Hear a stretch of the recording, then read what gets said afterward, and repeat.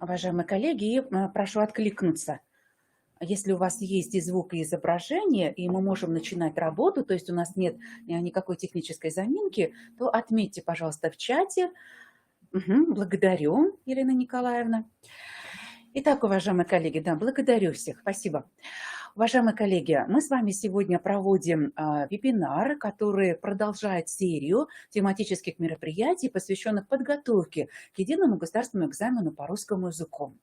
На предыдущей неделе мы с вами анализировали текст публицистического стиля речи, и мы с вами обратили внимание на те приемы, которые характерны при работе с текстами публицистического стиля речи.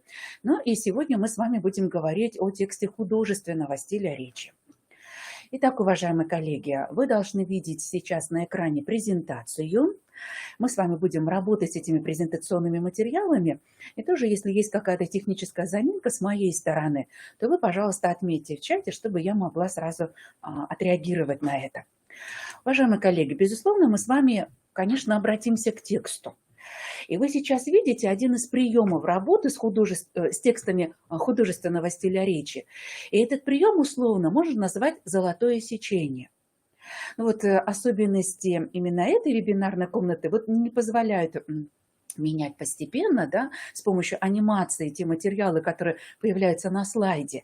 И поэтому вы весь материал сейчас видите сразу. На самом деле, конечно, этот материал, этот пример предполагает, что дети видят по отдельности те примеры, которые взяты из текста. Это, собственно, слова героя. Это слова героя Николая Семеновича Лескова. И это произведение, коллеги, вы прекрасно знаете. Это рассказ «Пугало». И фрагмент из этого рассказа Николая Семеновича Лескова у нас с вами был однажды в демонстрационном варианте контрольных измерительных материалов единого государственного экзамена по русскому языку. И мы, конечно, с вами понимаем, что этот рассказ можно изучать и с детьми 9 класса, 10 и тем более в 11 классе. Так вот, главный герой рассказа не в начале фрагмента, который был дан непосредственно в контрольных измерительных материалах в демонстрационном варианте, и не в конце рассказа, а примерно в золотом сечении. Вы прекрасно знаете, как высчитывается золотое сечение. Ну так вот, примерно в этой части рассказа, это вот примерно 1/3, это не половина, конечно, он выражает свою точку зрения на все произошедшее. Селиван говорит в ответ на реплику, которую вы тоже увидите, я потом вам фрагмент целиком открою. Селиван говорит: утаить чужое? Нет, мне не надо чужого. И вот когда мы начинаем разговор с ребятами с этой реплики, мы, конечно, понимаем, что перед нами позиция человека. И это не просто герой, это тип поведения, тип личности. Если хотите, это вот тип характера, который сложился в определенных социальных условиях. И вот начинать разговор о тексте художественного стиля речи бывает уместно сразу с позиции героя, чтобы дети уже даже по этим утверждениям смогли описать, что за герой перед ними. Да, они еще не знают преамбулы, они не знают, как сложилась судьба героя, что в принципе произошло, какие события будут предметом разговора в этом тексте. И тем не менее они видят личность. Это честный человек, который не колеблется в своем выборе. Более того, он говорит в ответ, это реплика в ответ, потому что любой, конечно, читающий человек понимает, что это действительно сказано в ответ на какое-то обращение. Итак, утаить чужое мне не надо чужого. Вот это жизненная позиция человека, а в плоскости литературного произведения или текста в художественном стиле речи, если мы говорим о ЕГЭ, это позиция героя. И мы с вами понимаем, что в текстах художественного стиля речи автор, конечно же, передает свою позицию, раскрывает свое отношение, в том числе через позиции героя. Эти позиции могут быть противоречивы, они могут быть противоположны, они могут быть в конфликте, в столкновении. Эту позицию можно представить через рассказчика, через протагониста или через антагониста, но тем не менее это специфика художественного стиля речи. И вот когда мы при анализе текста художественного стиля речи обращаем внимание на реплики героев, на их диалоги, на их внутренние монологи, на их позицию. Конечно, мы приучаем учащихся к тому, чтобы они внимательно работали, учитывали эту специфику текста художественного стиля речи. Уважаемые коллеги, ну вот когда мы анализируем личность героя всего лишь по 2 репликам, то, конечно, у нас возникают вопросы. И этот прием называется батарея вопросов. И чем их больше, тем, наверное, лучше. Дети, конечно, не знают, что произошло, в чем и кто кого пытался обвинить. Потому что здесь ведь явно чувствуется обвинение в адрес героя. И вот тогда такая ответная реплика «утаить чужое», да мне не надо чужого. И тогда, конечно, возникает вопрос, кто кого в чем обвиняет. Более того, возникает вопрос, а почему герой оправдывается? Почему к нему такое отношение, что он вынужден оправдываться? Ну и как раз посмотрите, вот эта батарея вопросов, она помогает нам предположить, какие примеры, иллюстрации в этом тексте будут. Предполагаем, что здесь будет не просто событие, а некое конфликтное событие. И, скорее всего, что конфликт очень острый. Разумеется, если это конфликт, то отношения между героями тоже будут непростыми. Но и кроме всего прочего, если героя пытаются обвинить, значит, есть какие-то для этого устойчивые мотивы, а значит, есть причины и последствия этих поступков, о которых мы пока ничего не знаем. Итак, уважаемые коллеги, перед вами сейчас примеры 2 приемов, которые можно использовать при работе с текстом художественного стиля речи. Да, конечно, пока дети не видят целиком текста, и вы тоже его вспоминаете. И тем не менее, мы же с вами понимаем, что работая, например, из середины текста, от позиции героя, мы так или иначе обратимся и к другим частям текста. Ну, давайте мы с вами продолжим, уважаемые коллеги. Посмотрите, пожалуйста, на следующий пример. Это тоже пока работа с репликой «мне не надо чужого». И вот как раз мы можем с вами, с детьми тоже предположить, каким путем мы пойдем. Пойдем ли мы вслед за автором и начнем читать текст с самого начала? Или нас интересует ключевой эпизод, который привел вот к этому конфликту, к этому обострению? Может быть, нас интересует сразу финал текста, и интересует то, как другие герои отнеслись вот к этой позиции одного из главных героев, когда он произнес «мне не надо чужого». Понятно, что в ответ другие герои тоже представили свое отношение ко всему происходящему. Поэтому, коллеги, вот здесь тоже путь, который выберут дети, он будет интересен.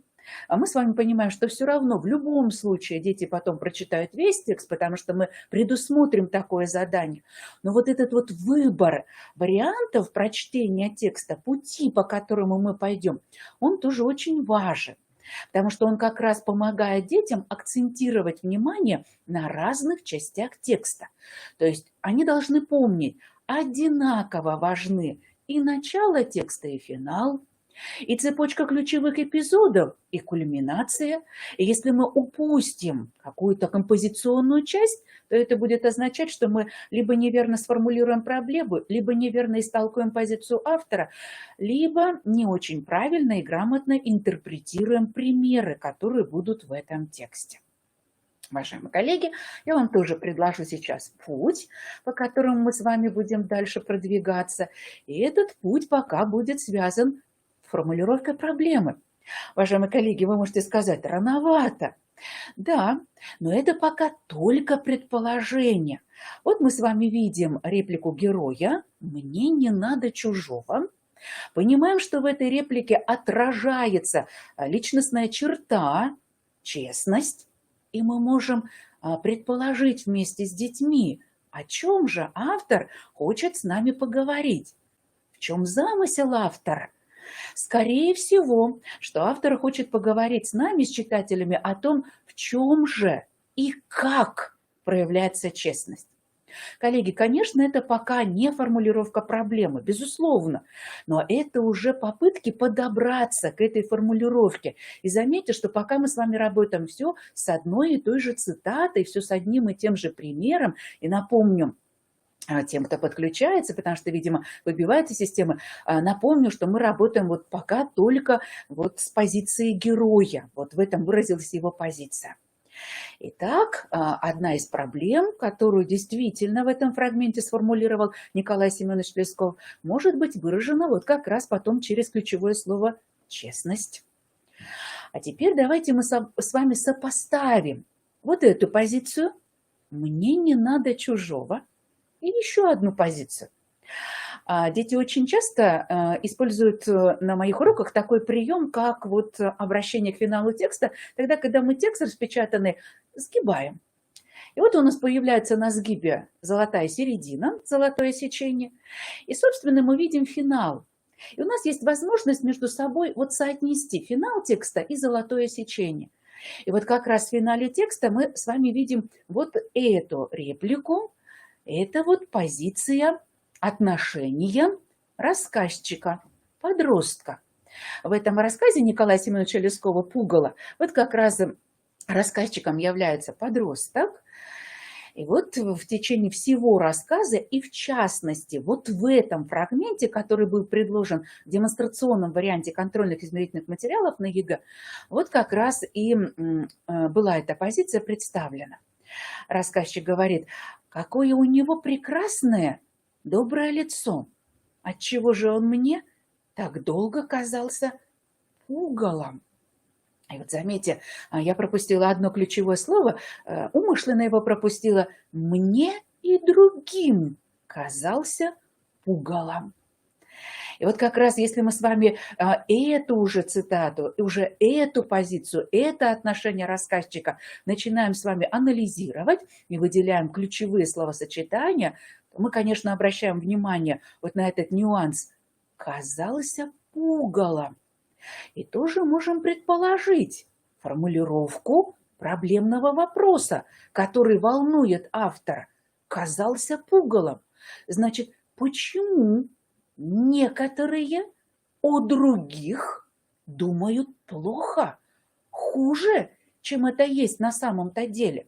Почему некоторые не принимают других, брезгливы по отношению к ним? Разные, конечно, могут быть синонимы вот как раз в словах детей, но тем не менее вот один из вариантов, да, того, как можно вот круг проблем обозначить, а потом уже во время анализа текста как раз либо подтвердить, либо опровергнуть наши предположения по вот этим двум репликам. Если мы с вами берем еще одно ключевое словосочетание «прекрасное лицо», «доброе лицо», «его лицо», то мы, конечно, выходим еще на одну формулировку проблемы, в чем, собственно говоря, тогда проявляется эта красота и эта доброта. И мы с вами понимаем, что эта красота и доброта – это внутренние качества. Получается, в чем проявляется внутреннее совершенство человека, его внутренняя красота. Вот как раз мы можем предположить вот такую формулировку проблемы. Еще посмотрите на ключевое слово «долго». Долго казался пугалом, очень долго. Мы тоже можем предположить здесь формулировку. А как тогда изменить мнение о человеке, если он долго казался пугалом, а вот сейчас его лицо нам представляется прекрасным и добрым?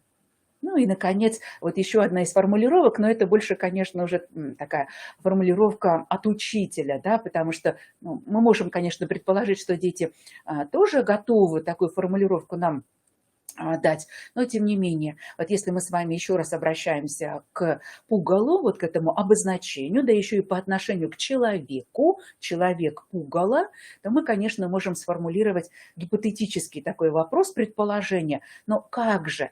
Под воздействием тогда чего формируется такое странное мнение о человеке, да? Человек пугало, лицо пугало, личность пугало, то есть то, что нас отталкивает, отпугивает, то, что вызывает у нас отвращение. Вот посмотрите, да, уважаемые коллеги, казалось бы, всего лишь две реплики. И тем не менее, даже эти реплики помогают обозначить круг вопросов, которые, скорее всего, найдут отражение в тексте. Это предварительная работа. Если мы с вами обращаемся к стратегии смыслового чтения, то, конечно, понимаем, что это дотекстовый этап. То есть перед текстом, да, мы нащупываем такую почву, основу, и дальше с помощью этих вопросов будем работать. Итак, уважаемые коллеги, напомню, что у нас есть вопросы, которые отнесены к содержанию, то есть мы предположили содержание этого текста. И есть вопросы, которые помогают нам предположить, а какие проблемы будут раскрыты в этом тексте. И вот проблем мы сформулировали несколько, но тем не менее мы, конечно, понимаем, что ведущей будет какая-то из проблем. И, разумеется, работая с текстом, нам нужно будет либо утвердиться в своих предположениях, либо от них отказаться. Вот на этом этапе, коллеги, предтекстовом этапе предположений бывает очень много, и это здорово. Вот эти формулировки не лишние. Они понадобятся, например, при работе с другими текстами. Вот на этом этапе мы в том числе отрабатываем умение вообще сформулировать предположение, а это метапредметный результат, и, в принципе, сформулировать проблемный вопрос, а это, конечно, уже предметный результат по отношению к анализу текста. Уважаемые коллеги, давайте продолжим. И посмотрите, пожалуйста, на фрагмент, который тоже находится примерно в золотом сечении. Шкатулка. И у детей сразу возникает вопрос, что за шкатулка? И они во время чтения используют текстовыделители. И вот как раз отмечают те слова, которые возникают о них вопросы, потому что они пока не представляют сюжет. Это же фрагмент, который выбран из сюжета. Итак, шкатулка была в полной целости. Вы, конечно, знаете текст и понимаете, что в этой шкатулке, извините, находились денежные средства. Это были 30 тысяч, которые получила тетушка после продажи своего дома, городского дома. И эти деньги были предназначены на покупку имения. Она вот как раз ехала в эти места к отцу рассказчика, который уже для нее сторговал имение. И вот она по условиям того времени, скажем так, да, особенность такая, она везла эти деньги в шкатулке, ну а как бы по-другому она еще обеспечила их ценность. Итак, шкатулка была в полной целости, тетушка сняла шеи ключик, отперла ее и воскликнула: «Все как было, сохранно». Посмотрите на то, как с точки зрения музыкальности построен этот фрагмент. Все как было, какой подъем эмоций, сохранно. И мы видим с вами здесь умолчание, потому что Селиван произносит это не просто тихо, а даже как бы немножко с упреком, мол, разве вы в этом сомневались? То есть мы видим вот эту позицию. Тихо молвил Селиван: я все бег за вами, хотел догнать, не сдюжал. Простите, что сижу перед вами, задохнулся. Вот посмотрите, пожалуйста, как построена эта реплика Селивана. Мы видим с вами умолчание, и этот прием использования умолчания замечательнейший. Он, конечно, с одной стороны показывает то, что герой сейчас не может говорить. Ему тяжело, он бежал ведь. А те-то на лошадях, конечно, помните, выехали очень рано утром, потому что ночь провели в доме Селивана очень тревожно, и все боялись, что Селиван их зарежет. Не только ограбит, но еще и зарежет. И вот с одной стороны умолчание передают состояние, физическое состояние человека, который устал, а с другой стороны он еще и не ожидал вот такой оценки. Поэтому вот это вот слово «сохранно» здесь тоже звучит очень и очень с таким, с интонацией такой упрека немножко. И дальше смотрите, как развивается действие стремительно. Отец подошел первый к нему, обнял и поцеловал в голову. Посмотрите, какое неожиданное поведение взрослого человека. То есть взрослый человек для того, чтобы поддержать другого взрослого мужчину, поцеловал в голову. И вот здесь, конечно, нужно останавливаться и с помощью комментированного чтения объяснять, а что выражено в этом жесте. Отец ничего не говорит, он обнимает. То есть он как бы ограждает Селивана этими объятиями. Вот он оградил Селивана этими объятиями и поцеловал в голову. Селиван не трогался. И мы с детьми, конечно, задаем вопросы, почему? Ведь по отношению к нему выразили очень хорошие эмоции. Почему он не трогается? И вот эти вопросы очень важны, потому что на все вопросы ответить при помощи того фрагмента, который был в демонстрационном варианте, нет возможности.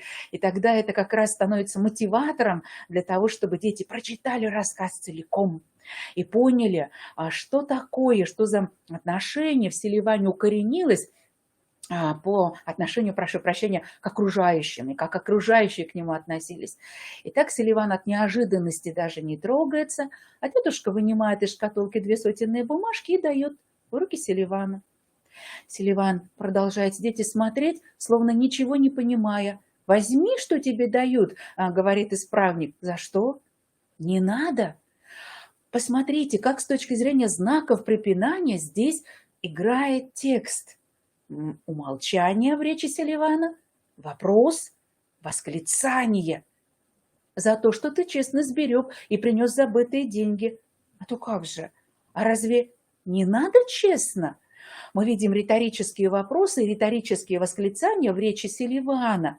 И вот теперь-то уже можем ответить на часть вопросов, да, которые мы задавали вот по первой реплике. Мы можем говорить о том, кто герои, что в этот момент с ними произошло, что их в этот момент объединило, а что их в этот момент все равно разъединяет. То есть они пока не приняли позицию Селивана. И, конечно, очень хорошо, чтобы дети вот как раз не просто подчеркнули в тексте, но еще и составили некую схему взаимоотношений. Сейчас тоже, коллеги, мысленно вот попробуйте между этими героями либо проводить, либо не проводить стрелочек. Найдите взаимосвязи. Тетушка Селиван, отец-исправник. Вот как вы думаете, кто как между собой соединен? И обратите внимание на то, что тетушка и исправник в первую очередь думают о материальном вознаграждении, потому что и для них эта ситуация неожиданная. Они привыкли в Селиване видеть вора, колдуна, разбойника жестокого. А отец и Селиван приняли другую сторону. Они, конечно, сейчас от этих героев отличаются поведением своим и ценностями. Итак, коллеги, мы с вами оттолкнулись от позиции Селивана. Напомню, что эта позиция была выражена вот как раз в золотом сечении. Утаить чужое? Мне не надо чужого.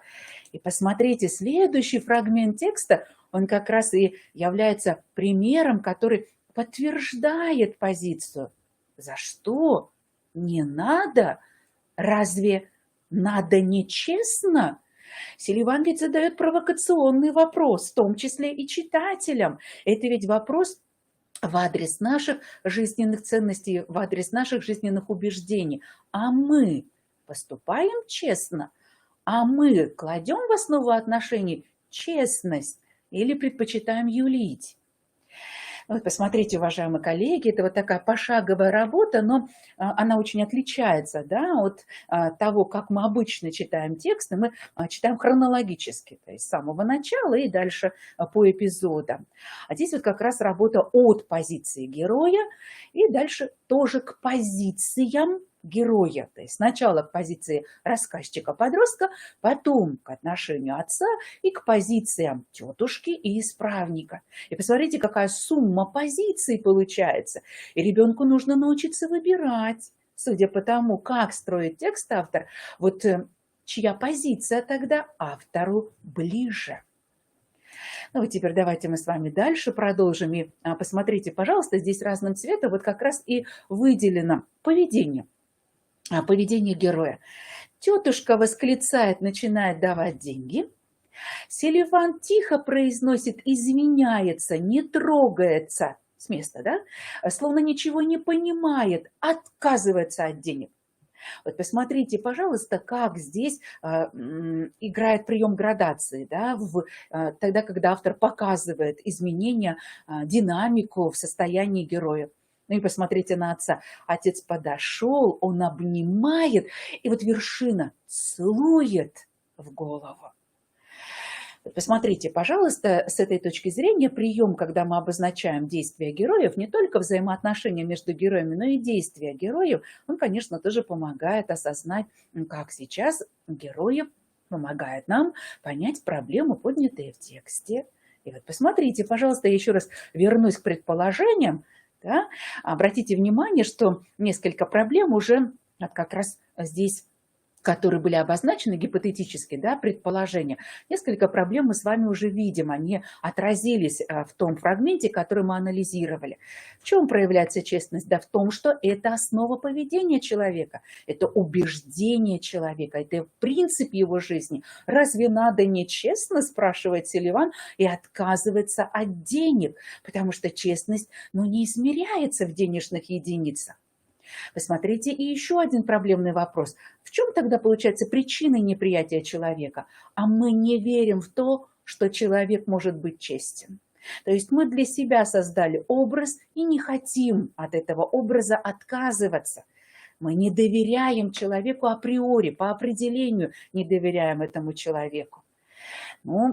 Как минимум вот эти две проблемы мы с вами уже видим в этом фрагменте. И вот каждый раз возвращаемся к тем вопросам, которые задавали по содержанию, чтобы убедиться в том, что да, мы уже нашли ответы на эти вопросы. И возвращаемся к нашим гипотезам, к предположениям о том, какой круг проблем был поднят в этом тексте. Продолжим, уважаемые коллеги. Посмотрите, пожалуйста, продолжение этого же фрагмента. Мы работаем со второй частью текста, то есть с той частью текста, которая располагается после золотого сечения. Ты хороший человек, ты не подумал утаить чужое. Утаить чужое. Селиван покачал головой и добавил: мне не надо чужого. Но ты ведь беден. Возьми на поправку, ласково говорит тетушка. Да, и заметьте, тетушка говорит ласково. Но почему-то ее слова не имеют воздействия на Селивана. Поступок отца имел большее воздействие, хотя отец еще ничего не произносил. Он только обнимал и целовал. Больше ничего не произносил пока. Возьми, возьми. Вот теперь вступает отец, убеждая его. Ты имеешь на это право. Какое право?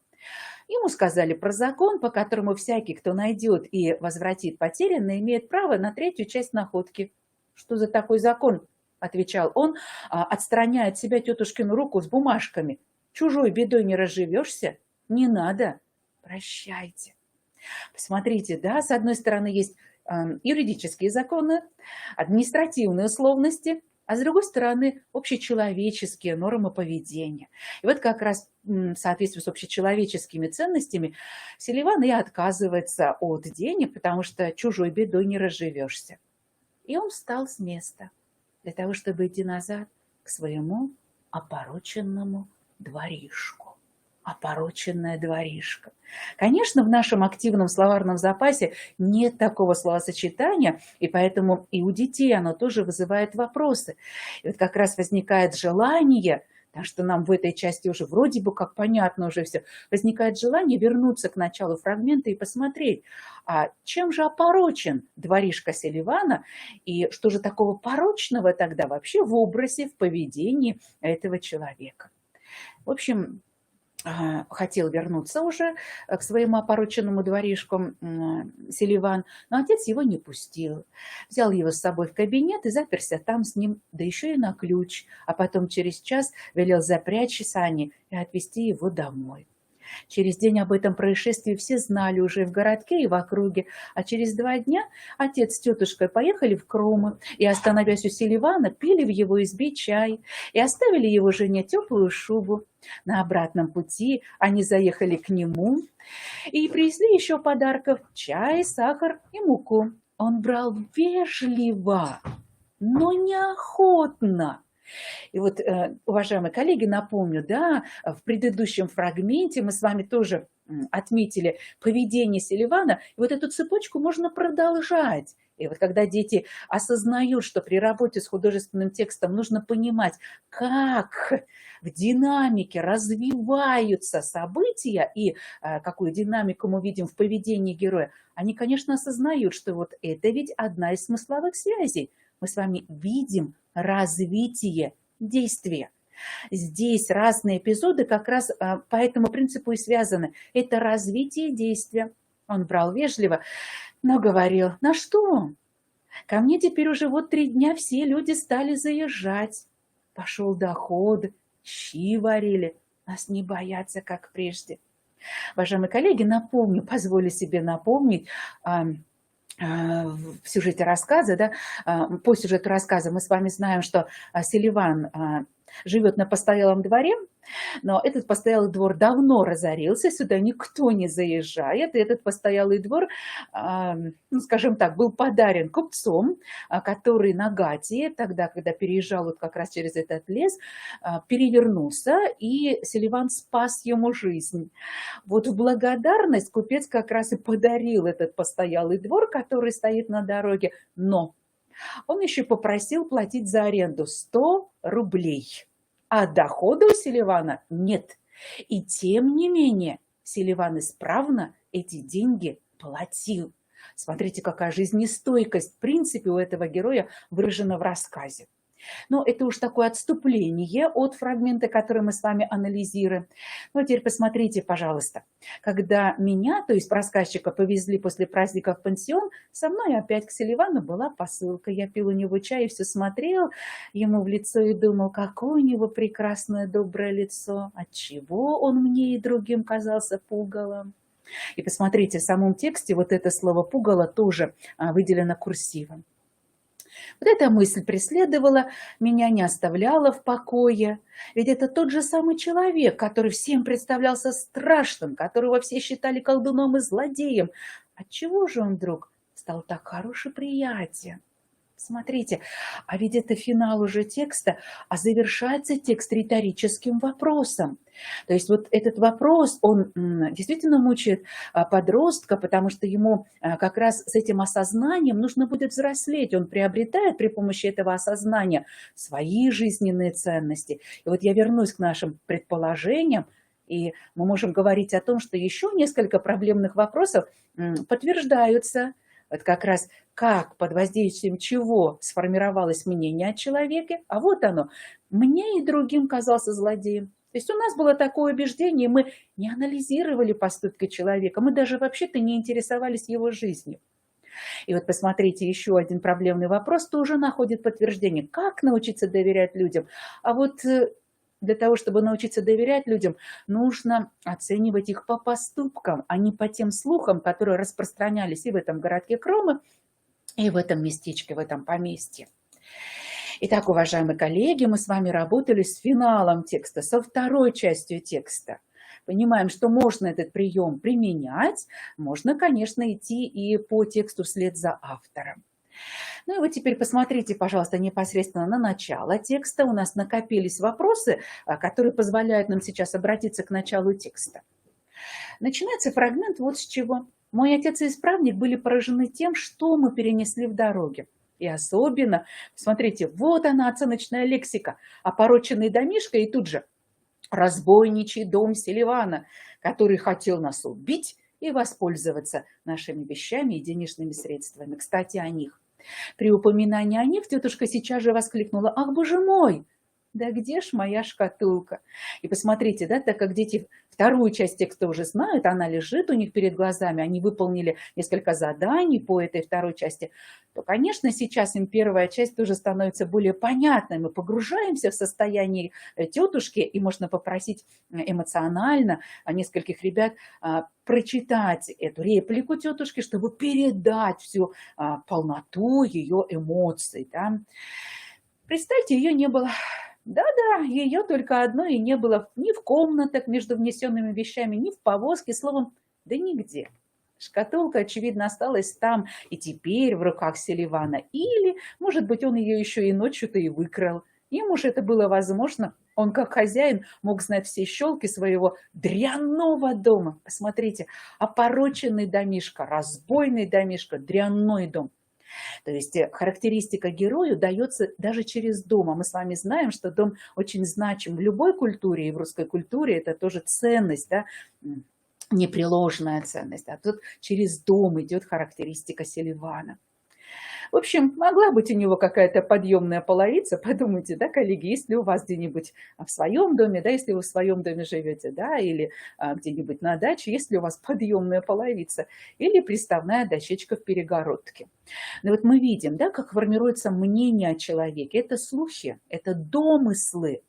Никто даже не пытался в доме Селивана с ним поговорить и узнать, что его тревожит, как ему живется.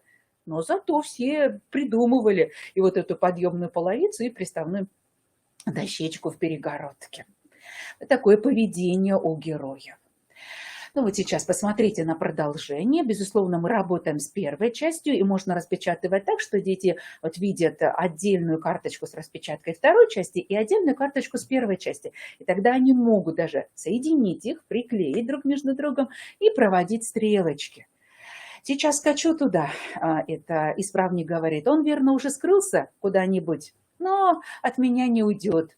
Наше счастье, что все знают.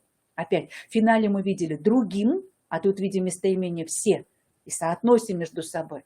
Получается, все сообщество, да, которое живет в этих местах, этот городок Кромы и вот это поместье, все знают, другие, все мы. Вот все знают, что он вор, и все его не любят, и никто не станет скрывать. А, впрочем, теперь у него деньги, может, он поделится. Надо спешить. И посмотрите вот позицию исправника. Значит, сначала он ко всем обращался, как бы вот всех объединял, потому что никто, мол, ему не доверяет, никто его укрывать не будет. А теперь смотрите его позицию. Народ ведь шельма. То есть это тоже такая оценка. И мы с вами видим, как формируются отношения людей. Стоит кому-то сказать, и все начинают эту точку зрения поддерживать. Так, чтобы объединиться вокруг этой точки зрения. Не так, чтобы свою позицию сформировать, а так, чтобы объединиться вокруг этой точки зрения. Ну, в общем, прощайте, я еду, а вы успокойтесь, примите капли. Я их воровскую натуру знаю и уверяю вас, что он будет пойман. Исправник опоясался со своей саблей, как вдруг в передней послышались между бывшими там людьми необыкновенное движение, и через порог в залу, где мы все находились, тяжело дыша, вошел Селиван с тетушкиной шкатулкой в руках. Вот тот фрагмент, который сейчас после умолчания в следующем абзаце, да, в первом предложении представлен, можно и вовсе не распечатывать, не показывать на слайде. Можно предположить, что тоже с детьми, что дальше происходило. Большинство детей, конечно, предположит, что Селиван появился, а большинство детей могут предположить, что нет, появился человек, который сказал о том, что Селиван скрылся из этих мест. И вот и та, и другая позиция будут важны, потому что они отражают отношения людей. То есть один тип людей так и будет не доверять, а другой тип людей, наоборот, предположит, что в человеке есть что-то хорошее, что мы не разглядели, не успели разглядеть. Вот, уважаемые коллеги, теперь вы уже, конечно, целиком знаете этот фрагмент. И посмотрите, пожалуйста, на великолепную иллюстрацию Ильи Глазунова к этому рассказу «Пугало». Вы знаете, что у Ильи Глазунова есть целая серия иллюстраций по произведениям Николая Семеновича Лескова. И вот мы с вами видим эту иллюстрацию, и вот в рассказе эта иллюстрация относится еще к одному эпизоду встречи, случайной, конечно, встречи рассказчика и Селивана. Это происходило весной в лесу, когда рассказчик со своим младшим братом и со слугами, и со своим учителем, вот они как раз оказались в этом весеннем лесу для того, чтобы посмотреть на Селивана, но сами были напуганы весенней грозой. И Селиван-то как раз и спасал этих детей, господских детей. Но вот это если говорить обо всем рассказе. Дети, конечно, не знают этих частей рассказа. И, уважаемые коллеги, безусловно, после того, как вы проработаете этот фрагмент, например, да, нужно и ко всему рассказу обратить внимание детей, чтобы они могли его дома почитать и использовать, например, как материал для подготовки к итоговому сочинению, если это 10 класс или это 9 класс.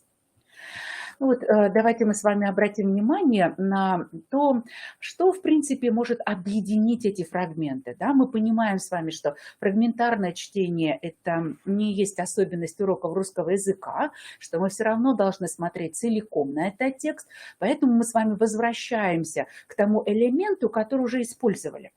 Мы с вами говорили о связях между героями, между тетушкой и отцом, отцом-исправником, исправником Селиваном и тетушкой, Селиваном и отцом. И вот как раз для того, чтобы объединить все части текста, чтобы дети все-таки воспринимали текст как единое целое, то мы с вами можем обратиться к разного рода пересказам, и мы можем попросить детей, чтобы они подготовили сжатый пересказ этого фрагмента, например, от лица подростка, потому что его взросление произошло в этом фрагменте, вот в этом ключевом эпизоде этого рассказа. Можно, конечно, подготовить пересказ и от лица тетушки, и от лица отца, и от лица исправника, и даже от лица самого Селивана. В любом случае, это творческая работа, это творческий пересказ с изменением лица. Он, конечно, будет детям полезен, он объединит части этого рассказа. Иначе, конечно, останется такое представление о фрагментарности этого произведения, что не поможет потом выйти на сочинение, написать сочинение. Уважаемые коллеги, напомню, вот теперь уже говоря вообще о текстах художественного стиля, что в большинстве своем на едином государственном экзамене дети, конечно, работают с художественным повествованием. И вот примерами, иллюстрациями из таких текстов, конечно, будут ключевые события, которые произошли, поступки, которые повлияли на судьбу или на характер, или на жизненные ценности героев. Конечно, и сами конфликты, о которых говорится в этом фрагменте, который дан для анализа, тоже являются примерами, а это значит, нам нужно научить детей правильно называть конфликт, правильно формулировать эту конфликтную ситуацию. Конечно, очень важны детали повествовательные. Это время действия, это место действия, это роль рассказчика, если он есть. То есть почему именно рассказчик ведет повествование, почему, мы с вами знаем, да, из литературоведения, это не автор-повествователь. Коллеги, не призываю к тому, чтобы дети на ЕГЭ писали, что повествование ведется от лица автора-повествователя, вот просто обращаю ваше внимание на рассказчика. Вот если уже есть рассказчик, то какова его роль, почему именно он ведет повествование. Конечно, примерами иллюстрациями из художественного текста являются сами образы, они очень значимы. Мы с вами знаем, что фрагменты составляют таким образом, чтобы дети обратили внимание на связи между героями, на то, какая черта здесь выделена. И мы с вами видим честность Селивана и недоверие окружающих. И, конечно, эти черты противоположны. И если ребенок выйдет на такую смысловую связь, замечательно. То есть честность Селивана, она каждый раз сталкивается с недоверием окружающих. Конечно, здесь важны в художественном тексте описательные детали. Это вот как раз особенности портрета. И мы видели портрет Селивана. Да, он начертан очень-очень общо. Прекрасное, доброе лицо. Но это значит, что для Лескова важны эти детали. Вот эти детали. Конечно, и состояние героя тоже очень важно для анализа. И мы здесь тоже состояние Селивана видели. Вот теперь посмотрите, если мы объединим эти примеры иллюстрации, то мы, конечно, увидим, что и в этом фрагменте текста, и в других текстах тоже, так или иначе, но герои произносят то ключевое нравственное понятие, ту нравственную категорию, которая сейчас является предметом обсуждения. Это вот как раз честность. Разве надо нечестно? Задает вопрос Селиван. И вот как раз эти нравственные категории, они появляются в репликах, в диалоге между героями, поэтому и на это при анализе художественного текста нужно обращать внимание. Уважаемые коллеги, теперь посмотрите, пожалуйста, на реплику, с которой мы с вами начинали, на позицию Селивана «Мне не надо чужого». И теперь посмотрите, с левой стороны на слайде перед вами формулировки проблем, а с правой стороны, собственно, те примеры, которые можно было бы приводить, и вот как раз те смысловые связи, которые можно было бы обозначать. Вот если мы размышляем о проблеме того, почему люди иногда не принимают чужого человека, отторгают чужого человека, как бы отталкивают от себя чужого человека, то, конечно, примерами будут предрассудки, мнение исправника, причем, напомню, коллеги, мнение исправника и о Селиване, и о людях вообще. Весь народ – это шельмы. Посмотрите на это мнение исправника. И, конечно, здесь смысловая связь по сходству. То есть автор сравнивает поведение всех других, поведение исправника, тетушки, предрассудки. И, конечно, вот это сравнение, оно выводит нас на то, что между этими позициями есть общее. Это общее недоверие. Вот если мы говорим о том, в чем проявляется внутренняя красота человека, то, конечно, мы с вами понимаем, что примером будет, собственно говоря, поступок Селивана, решение не брать деньги, то, как он смущался от помощи, предложенной ему, материальной помощи, это тоже пример, но и его жизненная позиция. А разве может быть по-другому? Это что за закон такой? Чужое брать. Разве можно по-другому поступать? Вот как раз мы с вами понимаем, что здесь Николай Семенович Лесков детализирует. И эта детализация, она как раз нужна для того, чтобы мы поняли характер Селивана, его жизненные принципы. Ну, вы видите на слайде примеры по отношению к другим проблемам. Ну, вот если мы говорим о проблеме того, в чем и как проявляется честность, то, конечно, мы приведем примерно те же примеры, да, и то, как Селиван не понимал, за что ему предлагают вот эту награду, и то, как Селиван не разделял позицию окружающих людей. И вот как раз здесь, в этих примерах, грани, разные личностные грани образа проявляются. Ну и, наконец, посмотрите другие проблемы. Ну вот если мы говорим о проблеме, как научиться доверять людям, то мы видим с вами отношения тетушки и отношения отца. Конечно, эти поступки, да, и слова, они противоположны, хотя, конечно, и отец уговаривал. Да, он тоже уговаривал, но тем не менее отец в этом смысле, вот в нравственно-этическом смысле, совершил больше, скажем так, поступков, проявил большую искренность и открытость по отношению к герою, нежели тетушка. Поэтому мы с вами здесь можем говорить и об общих чертах, то есть если дети найдут общие черты в поведении тетушки и в отношении отца к Селивану, это здорово. Если они найдут черты противоположные, и это не будет ошибкой. Это тоже не будет ошибкой. Вот посмотрите, уважаемые коллеги, это вот примеры того, как потом мы возвращаемся к предполагаемым, да, к тем проблемам, которые мы предположили, вот к этим предполагаемым формулировкам, и потом соотносим с примерами, которые мы уже накопили, работая с финалом текста, со второй частью текста, и тогда, когда вернулись к началу текста и еще и пересказывали. Ну, а теперь, уважаемые коллеги, посмотрите, пожалуйста, еще раз на те смысловые связи, с которыми работают дети, и вот на те вопросы, которые мысленно могут дети задавать для того, чтобы искать эти смысловые связи. То есть они видят те примеры, которые они уже выписали, например, в табличном формате при подготовке к сочинению, и, соответственно, задают вопросы для того, чтобы убедиться, да, это следствие, потому что я могу ответить на вопрос, а что дальше произошло. Да, это объяснение, потому что явно автор отвечает на вопрос «почему?», то есть его интересуют мотивы, причины поведения. Или это явно определение, потому что автор сейчас размышляет о том, что такое. Но вот у нас как раз сейчас в этом тексте, в этом художественном тексте по рассказу Пугала, из рассказа Пугала, вот не было, конечно, определений. Аналогичными было поведение жителей, которые живут в этой местности, в городке Кромы и в поместье, и поведение исправника. Вот здесь можно найти аналогию и сказать, что вот это поведение аналогично. Коллеги, я сейчас переключу, у вас должен появиться текст. Посмотрите, вспомните его. Я нажимаю и должно переключиться. И вот я чуть-чуть увеличу, уважаемые коллеги. Вот с этим текстом мы сейчас с вами работали. Он, конечно, есть в сети интернет, вы можете его найти, в том числе и на сайте ФИПИ, вы, конечно, в демонстрационных вариантах его найдете. И заметьте, что я сейчас использовала текст без указания номеров предложений. Считаю, что этот прием тоже очень важен. Да, эти номера предложений нужны для того, чтобы выполнить задание к тексту. Но вот тогда, когда мы готовимся к сочинению в классе, разумеется, мы можем и убрать эту нумерацию для того, чтобы дети воспринимали текст как единое целое, а не как отдельные, знаете, синтаксические конструкции.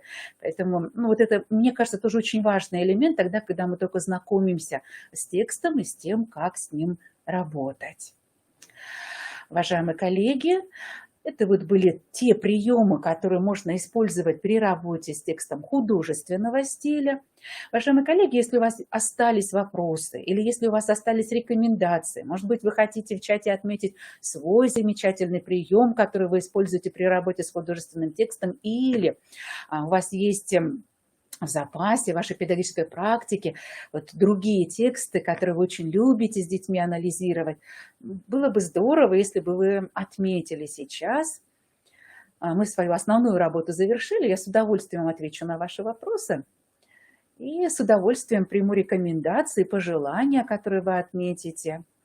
И мне, как учителю русского языка и литературы, тоже бы очень хотелось, чтобы вы поделились мыслями о том, какие тексты еще очень интересны для анализа, вот как раз с точки зрения понимания особенностей построения художественного текста, текста художественного стиля.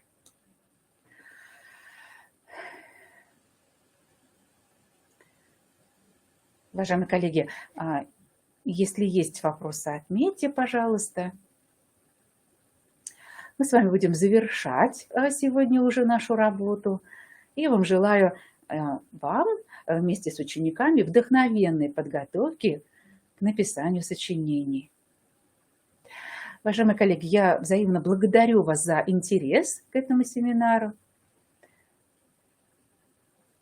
Всего доброго, коллеги, до свидания.